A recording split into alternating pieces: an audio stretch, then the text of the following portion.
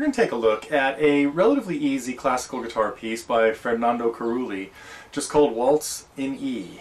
Now we have a lesson, our guide to reading music has a chapter all on E, lesson 8 I believe it is, and it just talks about playing in the key of E, which of course has 4 sharps, and as I mentioned in many song lessons, it's a really good idea to play through the scale, get it back in your head, play through your E scale.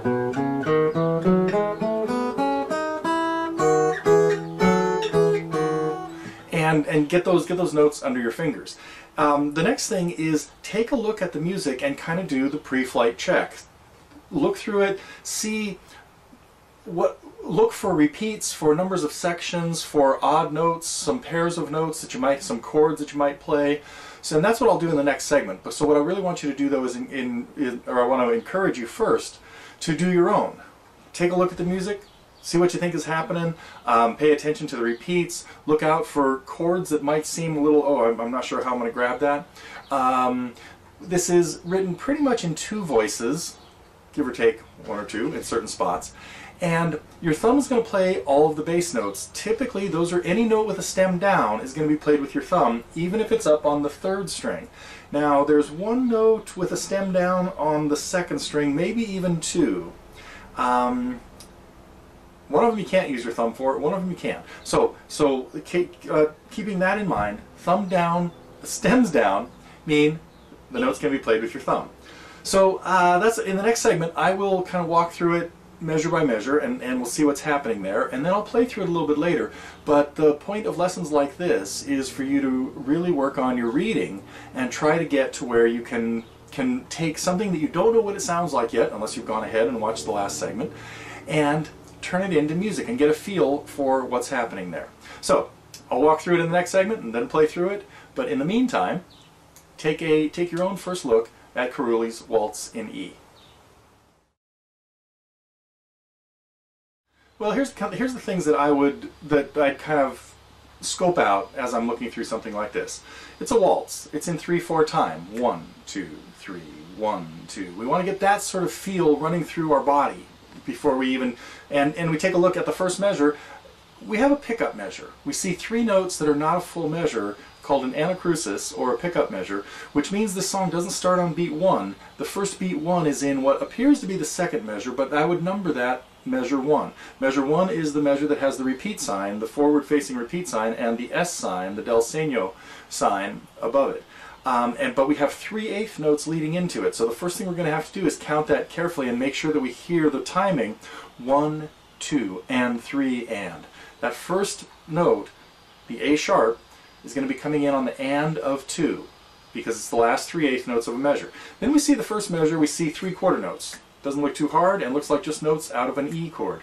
Looking a little further, we see a more spread out chord, still notes out of an E chord, and a little melody coming in with 8th notes. So it doesn't look too scary so far. We look ahead into the 4th measure, and we see a pair of notes a little further up the neck that we would play. Probably one of them could be open, or it may be not open.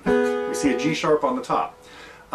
So let's start walking through that. Oh wait, I have one more thing. Now what we want to do is kind of look at the overall form, and we'll see that we've got an 8-measure section with a repeat sign and a 1st and 2nd ending.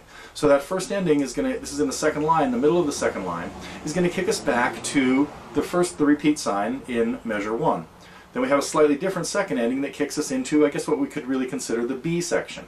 So the B section starts with the forward-facing repeat sign in the last measure of line 2. We're going to have to remember that now we're going to get sent back to there from somewhere, as it turns out, down in line 4. So then we see the B section has its same a 1st and 2nd ending with a repeat. So we're doing every section twice, it looks like here. When we get to the 2nd ending of the B section, we also notice that that's where it says fine, F-I-N-E. That's where the song is eventually going to end, so we have to make a little mental note of that.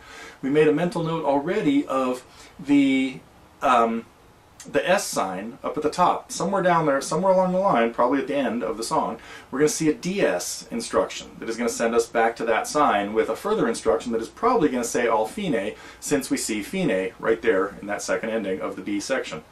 Then we head into the C section, and we start seeing some more chords and kind of arpeggio type type chords. We see some notes that are not in the key. We look through those 8 measures and we get up to, and we see a repeat sign. This time we don't have a first and second ending, which really means that they would be the same, kicking back into the C section or continuing on into the D section. Looking at the beginning of the D section, which is the second to last line, the second measure, every place there's a double backed repeat sign or just a forward facing repeat sign is the beginning of a new section. Notice there we see a stem down on the first note and a bass note. This really has 3 voices in it because we just have a bass note added to something similar that was what was going on. So the D natural with the stem down above the E in the bass is obviously not going to be played with your thumb because your thumb's going to be playing that low E in the bass. But the rest of those notes your thumb is going to go up and get. I think. Yeah, I think so. That's how we want to do that. We also see some measures, like the last measure in that line, that has a bass note, an A, and then a rest. We're going to want to cut that bass note off right there. So we've got to pay attention to that as we go through here as well. Then continuing, we see that we're heading into another first ending. It's going to kick us back to the repeat of the D section, and then the second ending has the DS al fine instruction, and that's what's going to send us back to the S sign back at the beginning of the A section, at which point it looks like we're going to play the A section again with its repeats and the B section again with its repeats. Or typically when you go back to the beginning of a song, you won't necessarily do all of the repeats. So I would probably just play the A section once and the B section once to as the arrangement for this song. So it looks like what we really have is 2 A's, 2 B's, 2 C's, 2 D's, and then an A and a B would be a great way to wrap this whole thing up. Okay, that's probably enough. I guess that's my pre-flight check. Now I'll really do a little bit more major walkthrough in the next segment. Let's see what we have now. Got everything so far? Looking at the A section, I see a little melody, a little pickup melody, and it's telling us to use our third finger for that. We don't know why exactly yet. These are all notes going to be played with your right hand fingers. A sharp to B to C sharp, and then notes out of an E chord, just a G sharp and a B. And there they are, played as quarter notes. So counting that out carefully, 1, 2, and 3, and 1, 2, 3. Now the melody just jumps up to an E. At that point I'd be using my index and ring fingers, and then index and middle. There we have the completion of that first little phrase. And then it looks like it's going to kind of repeat.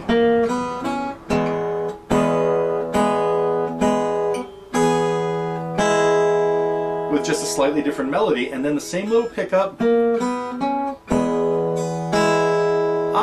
Interesting little accidental here. Written as an E sharp.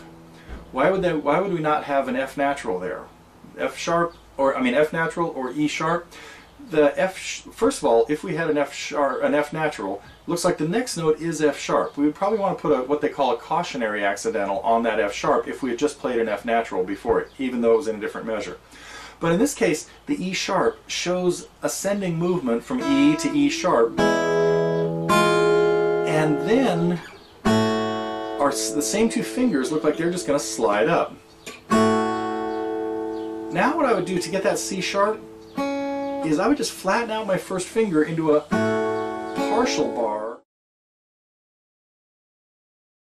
We noticed that section C had modulated into the key of A, and it looks like D is going to stay there too, because the very first note we see in that melody is a D natural, really implying an E7 chord again right out of the key of A. So we have the same little set of pickup notes, and then D natural in the melody right there. I would do this with my index to my middle fingers. There's probably not a good reason. Oh, when we have the E chord at the end, we're barely going to use your ring finger on your right hand, only when we've got a 4-string grab of a chord. Now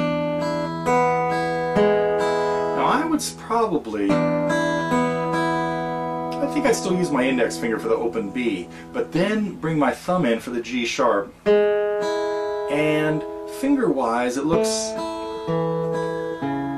we're going to have to figure out a good way to do this with with this hand, the left hand. We're obviously going to want your first finger on the G sharp. Now, because we've got two notes in a row coming up at the 2nd fret, the A and the E,